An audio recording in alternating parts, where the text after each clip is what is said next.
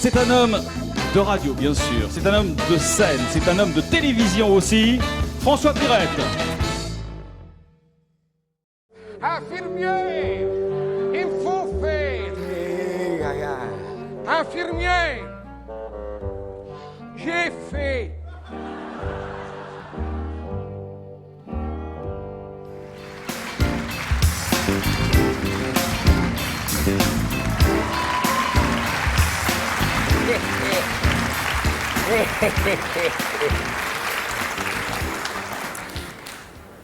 Avant de s'en aller, est-ce qu'il est déjà tard? Bon, je voulais te demander, est-ce que tu as vu dernièrement dans le journal qu'on avait parlé du home? Ah si? Parce qu'on a eu un événement, paraît-il, assez exceptionnel dans un home. On a eu un mariage. Ouais. Entre deux pensionnaires de chez nous autres. Un mariage gay. Mais quoi? Et alors? C'était bien, c'était bien. Je n'avais jamais su pourquoi on appelait ça un mariage gay jusqu'à ce jour-là. On s'est amusé! Oh, oh! Oh, pour être gay, c'était gay. Et puis je me suis rendu compte qu'il y avait un avantage à un mariage entre deux hommes, c'est qu'on a eu 2 enterrements de vie de garçon dans la même semaine. Bon, c'est pas ça. Ici au home, il n'est pas rare qu'on ait 2 enterrements coup sur coup. Mais c'est pas la même chose. Hein. Dans ces cas-là, on ne se déguise pas, je trouve-fête, évidemment. Mais c'était bien. En plus, c'est un de mes meilleurs camarades qui s'est marié avec Yvon. Marcel. Marcel, c'est mon camarade. Il s'est marié avec Yvon. Ah ouais, c'était bien. Et la petite cérémonie a eu lieu ici au home. Ils ont eu une dérogation de la maison communale. Ah ouais, parce que Yvon ne pouvait plus sortir, il n'était déjà plus très bien. Donc il y a un échevin, secrétaire communal, je ne sais pas quoi, qui est venu pour la commune. Et un curé. Il y a même le curé qui a pu venir. Ça, il paraît qu'on ne pouvait pas le dire. Oui, il est venu discrètement, il a eu une dispense du diocèse. Ou le 15, je ne sais plus si c'est le 15 ou le 16. Vous dépendez de Tournai ici. Alors c'est le 16, c'est le diocèse.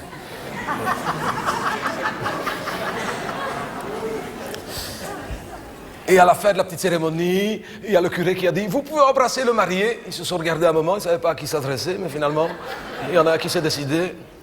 Et on a eu un petit repas ici au réfectoire. Oh, c'était bien.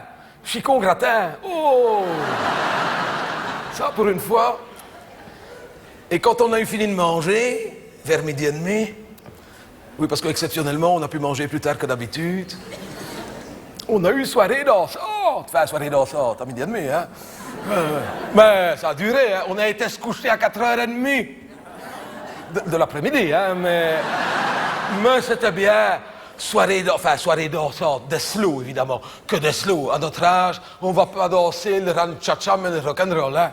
Oh non, hein. Et alors, ils ont ouvert le bal, tous les deux. C'était assez émouvant. Mais après, c'était assez spécial. Je ne m'attendais pas à ce que chacun soit obligé de danser avec la mariée, ça. Donc Marcel est venu me chercher tout de suite pour la première danse, évidemment. Bah, j'étais sa demoiselle d'honneur, donc... je ne pouvais pas refuser, ça fait drôle quand même, sais-tu. Hein. Il me dit, tu m'accordes cette danse? Va dire non, toi. T'es bien obligé, j'étais embêté. Hein. En plus, pas de chance. Hôtel California, 17 minutes.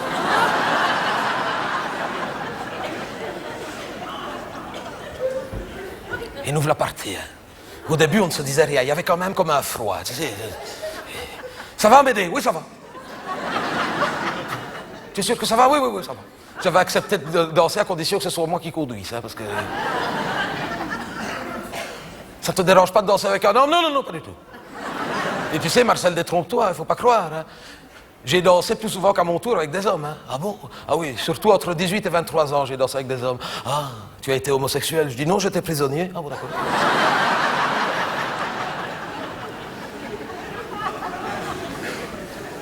Il me dit, tu n'as pas été surpris que je me marie avec Yvon? Je dis, si, quand même un petit peu. Je dis, mais pas tant que ça, finalement. Je dis, et avec les femmes qui sont ici, à ta place, j'aurais choisi le même. Je dis, quoi, il y en a qui ont plus de barbe, hein? Faut pas croire. Je dis, mais je peux te poser une question, Marcel? Oui. Tu as toujours su que tu étais homosexuel? Il dit, je suppose. Il dit, mais tu sais, notre génération, c'était compliqué. Hein? On avait du mal à se l'avouer. Je dis, quand est-ce que tu t'es rendu compte que tu étais vraiment homosexuel? Il dit, je m'en suis rendu compte et j'ai bien dû l'admettre quand je me suis aperçu qu'à chaque fois qu'une femme se déshabillait devant moi, que ça ne me faisait plus rien. Je dis, à ce compte-là, ici, on est tous pédés.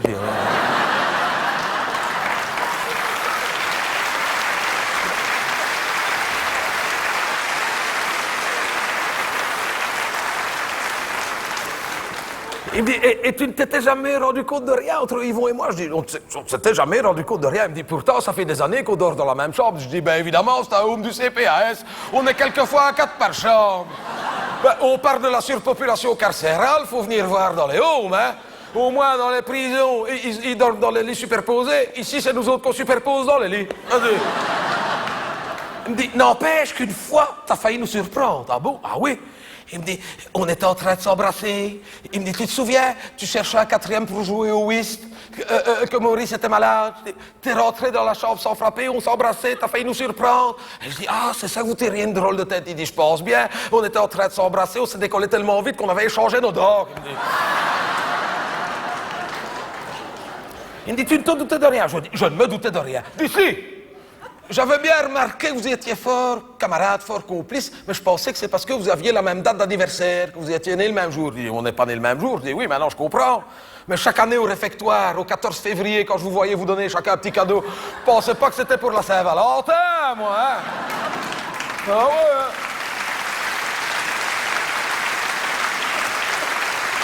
Je dis, mais...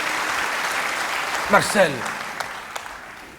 puisque vous aviez l'air si heureux comme ça, pourquoi vous mariez? Il me dit, parce que on a le projet d'adopter une petite chinoise de 65 ans.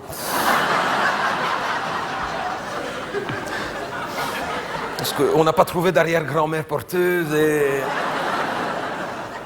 il faut pas croire, maintenant, même avec la Chine, c'est difficile pour l'adoption, surtout quand on est homosexuel et en plus non marié. Avec les Chinois, c'est plus aussi facile qu'avant. Il me dit, tu sais, quand t'es homosexuel, avec les Chinois, t'as plus vite fait d'adopter un couple de pandas qu'une petite fille.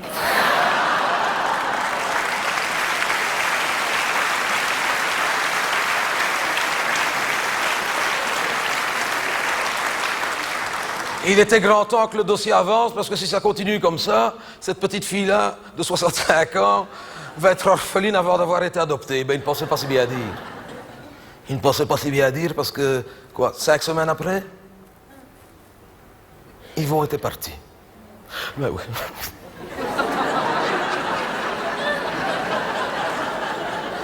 L'autre, oh. Elle est dans le film. Oh. Mais bien sûr que c'est triste. Attends, hé, vous seriez venu à l'enterrement? Vous ne seriez pas aussi fier. Que j'ai déjà vu des enterrements dans ma vie, mais jamais vu un enterrement aussi triste.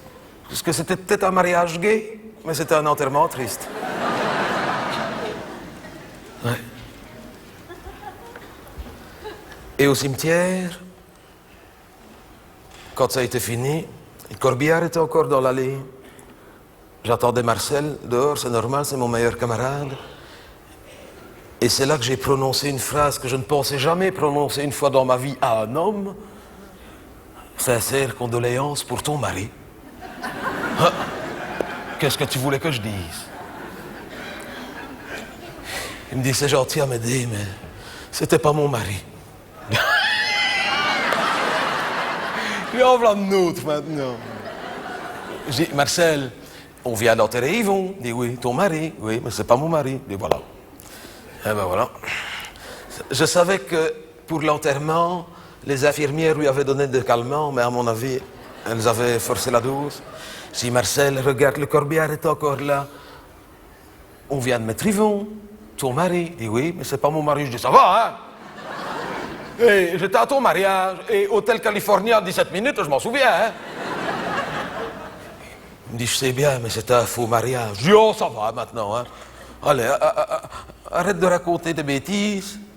Il me dit, c'était pas un vrai mariage. J'étais là, le curé et le secrétaire communal.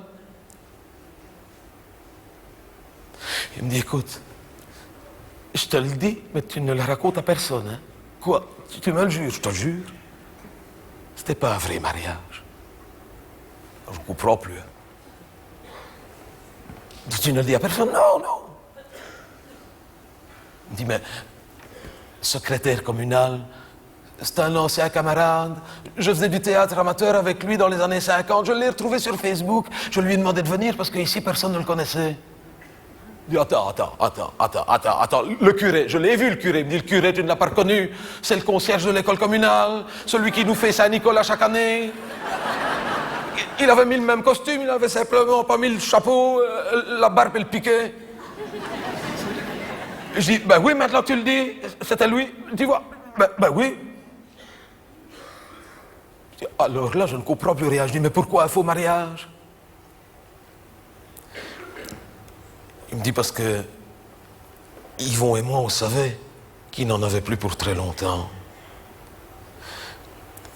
Alors, on a voulu se marier, mais ça prenait trop de temps pour les papiers et on avait peur que ça n'arrive trop vite. Et garde, on a bien fait.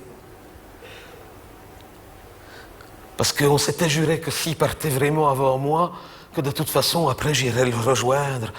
T'as vu, à ma place? Et 2 hommes, non mariés, reposant ensemble pour l'éternité, on avait peur que ça ne fasse mauvais genre.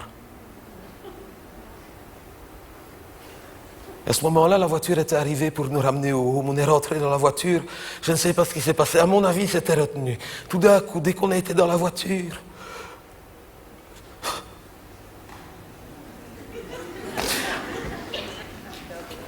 j'ai jamais vu un homme pleurer comme ça. C'est vrai, vous savez. Je lui ai dit, pleure, allez, pleure, Marcel, pleure. Laisse-toi aller.